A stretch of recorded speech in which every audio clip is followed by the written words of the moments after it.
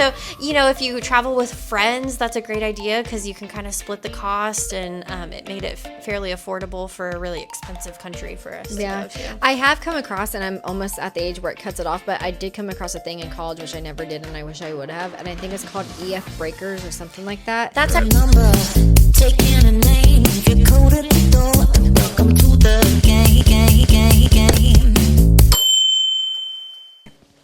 Welcome back, everybody. We have another episode today. What? Hannah's welcome back. Welcome back, everybody. This is the Nickelodeon channel. We'll see you on... We're twins. I don't know if you guys do that. We just found out. Oh my gosh, I might just leave that in there because it was funny. You are. So anyways, we're going to talk about traveling this week. And, how to get the most out of your traveling experience. So, when you're trying to look at going somewhere new, do you book with a travel agent? Do you just book it yourself? Do you do some research beforehand? How do you get the best deals? Brooke is probably more of a traveler than I am. I have traveled out of the country a couple times. I've traveled in the country several times, but I don't fly as much as Brooke does. So I think she might have some tips and tricks along the way, and we're going to just kind of get into it. Yeah. Well, I fly through work, so that's really not really me saving money, but when I travel down to see his family in Florida, I think there's a trick. The way to get the cheapest flight is if you want to book, I think they say it's on a Wednesday or a Thursday, and to look for flights on a Wednesday or Thursday. Not saying look to fly out a Wednesday or Thursday. I'm saying physically look on a Wednesday or Thursday. I don't know why. And I think to get the cheapest, you want to book the flight within 30 days, or maybe it might be a little bit less. And I think it's also at 11 a.m. or something weird, isn't it? Yeah, it's weird stuff. But what I like to do is I like to go on, personally, I would rather do an Southwest or Allegiant. I like Southwest because of the free bag. However, they're getting rid of that, which is fine. Allegiant I like because even though it's cheap, they do all you have to pay for your seat and your bag. You don't need to pay for your seat. Okay, typically where you're going anywhere in the United States going to be between 2 hours to 4 hours. You can be split up unless you're with kids. I totally understand. So that's how I've done it is if me and his mom go down and we're flying Allegiant, we're not going to pay to sit next to each other. We're just selecting a seat and calling it a day, and we'll see you in 2 hours. It's not a big deal.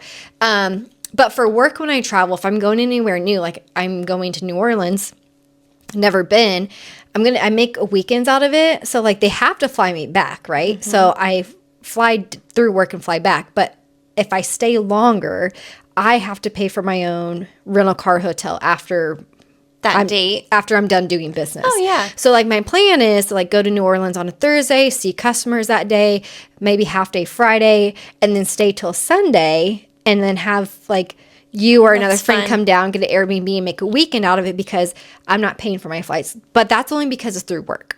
Yeah. Now, you can make short weekends out of trips and save a ton of money. I mean... There used to be a flight from, so my husband and I used to live in Fort Wayne, and there used to be a direct flight from Fort Wayne Airport to Las Vegas via Allegiant, and it was so cheap. I think it was $60 for a round trip ticket per person. The only airline I would not recommend ever is Spirit. Spirit. I knew you were going to say that because we flew Spirit. It was bad. Oh, we to flew Vegas? Spirit. No, we flew Spirit to Disney. I've flown it to Vegas, 4 hours. No. It was awful. Don't do that. No. They wouldn't let us get our stroller. We waited for our stroller. And we were landed in Disney. We're waiting. We could see the stroller, and they wouldn't let us back there crazy. To get it. It's crazy. It was wild. Don't do that. I also don't use a travel agent. I didn't even know, honestly, that travel agents were still around. I remember it being a bigger thing when we were younger. Yeah. I think probably bigger with Disney and stuff. If you if you book at a certain resort, excursion type of thing, or cruises and stuff like that. But it's so easy to do it yourself now. You even for flights, I think it's a website called not Flight Tracker, Flight Scanner or something like that, and it will pull up all the airlines that are cheap that are around you that you can especially if you're going international, you really want to get the bang for your buck. And if you're flying international, here's a little travel tip.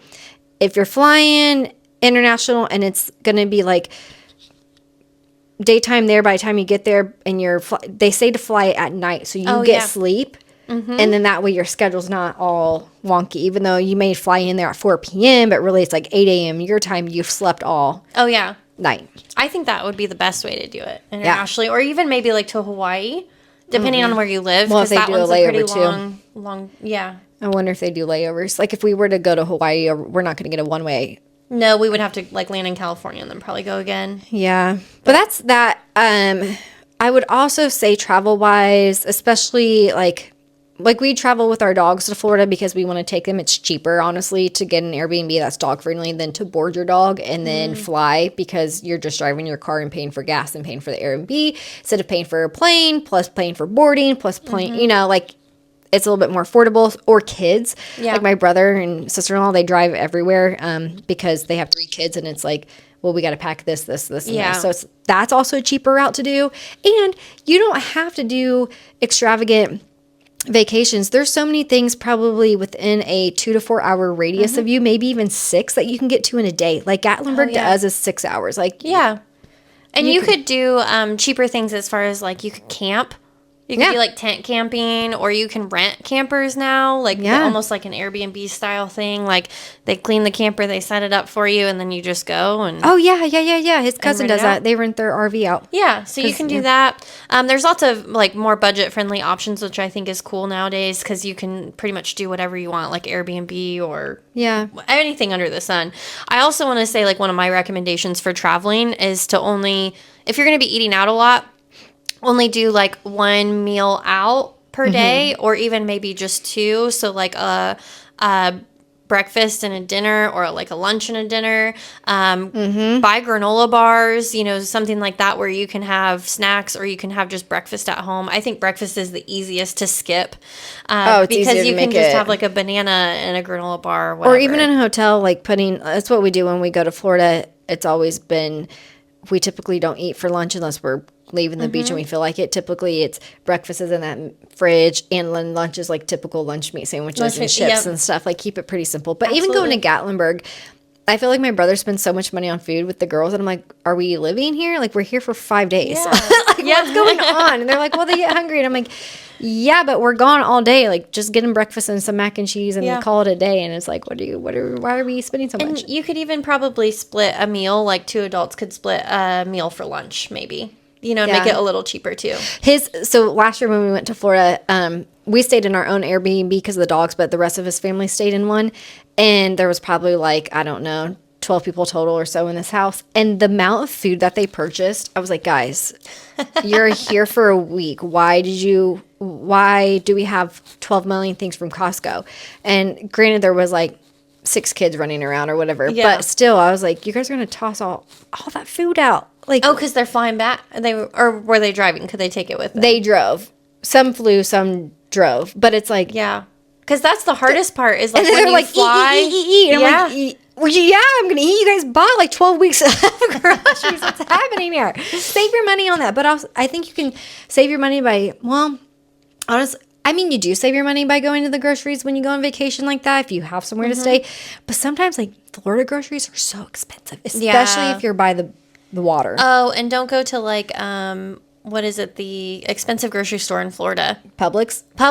Yeah, and Winn-Dixie. Always go to like Food Lion or something. It's Walmart's. cheaper. Yeah, a little bit cheaper. Yeah.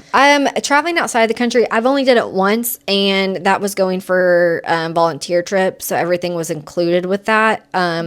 But I will say, if you are traveling outside the country and it's not easy for you to access like medicine that you need, I had everything. I was the go-to person on that trip, so I had your Tylenol, your Imodium, Tums, nausea medicine. Oh, that's a good idea to have everything. Ibuprofen, allergy medicine, Benadryl, because I just didn't know what I was going to encounter while I was there. Band-Aids, if you're a female, pads, tampons, like other people ended up having to use that because of me, and I was like, yeah, I have an extra. That's good. So like, just be prepared. Yeah. Well, and we weren't able to like go to stores, but if you're traveling to like Paris or somewhere where you're able to kind of do that more, but also it's expensive. Yeah. And if things are in different languages and you don't know what you're getting. Yeah. The 2 times I traveled outside of the country, one was to London, and it was like a college trip. So it was all included. It was a bundle. So obviously it was a bit cheaper because there was a big group of us going. And you can do that. So not necessarily the college tours, but you can get other packages. Even Costco sells travel packages. If you bundle your hotel, your car, all that stuff, it makes it a little bit cheaper too. But so my first time was London, and that was the school trip, and I just paid X amount, and then like we paid for food when we were there. Not a big deal. And then another trip I went on was actually to Norway with 3 other friends, and that was a lot of planning involved on my other friend's part. She planned so much of it, and then she just kind of like let us know what we owed her. And if you're doing that, there's certain apps that you can like download on your phone, and it's like called Splitwise or something. Oh, nice. So you put in the total cost of stuff, and then it splits it 4 ways. So we did like 4 different Airbnbs. We had to do like little mini flights because we went from different areas in Norway.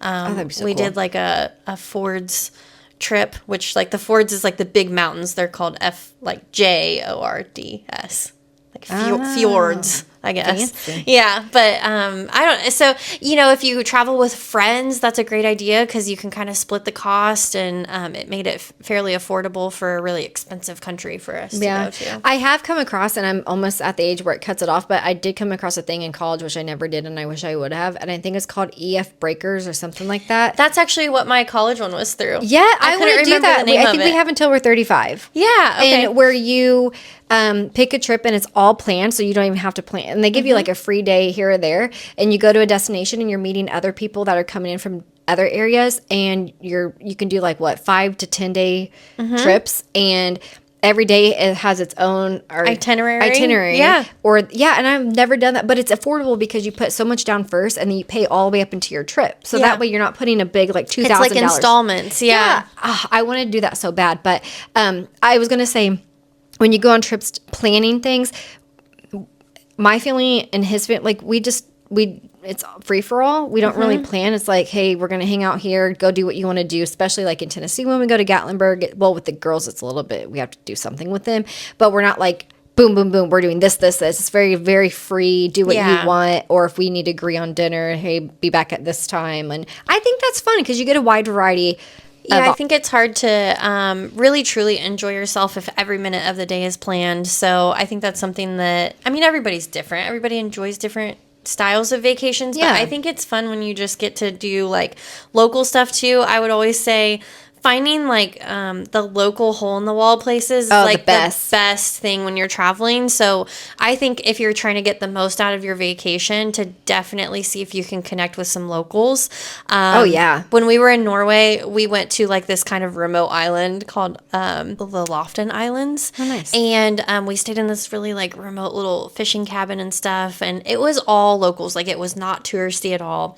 And we went to this cool little just restaurant. It was like probably one of the only restaurants on the island, and we just had fish and chips, and it was so good.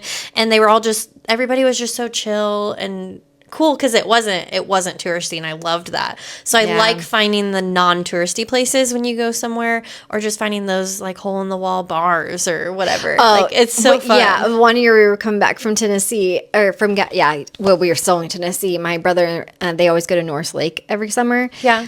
And so we were coming back from Gatlinburg, and he was like, hey, we're going to get lunch at this place. Don't freak out. And I was like, what do you mean? He's like, it's in an alley and it's in a house. And I was like, I don't love it. I don't think this is, and it's off the road. Like it's in a town, but it's like a one stoplight town. He's like, no, I'm telling you, like it looks sketchy, but it's not. And it was the best barbecue, sandwiches, pulled pork, and I got my ears pierced there. There was a tattoo place right next door, but it really was like legit a house. And then the backyard was like picnic tables and stuff.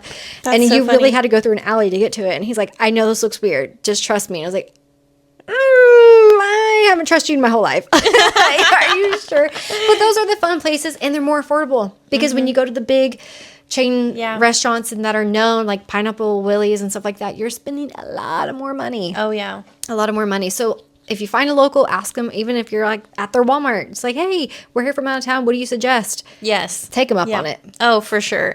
And we hope that if you guys have any travel plans coming up, that maybe some of the things that we mentioned can be helpful Or to advice you. that we didn't hit on. Yeah. Like, what's some hacks that you know that we don't know? Yes, I would Like, help us love out. for people to share hacks because like we definitely want to go more places, travel a little bit more. Who knows? Maybe me and Hannah, we might have a video one day where we're traveling. Yeah, we want to go to Salem in October. I might be going there sooner. I might be making a weekend trip out of it when I have to go to Boston for work. Don't do it without me. You can go with me. Okay. See, this is how we do it.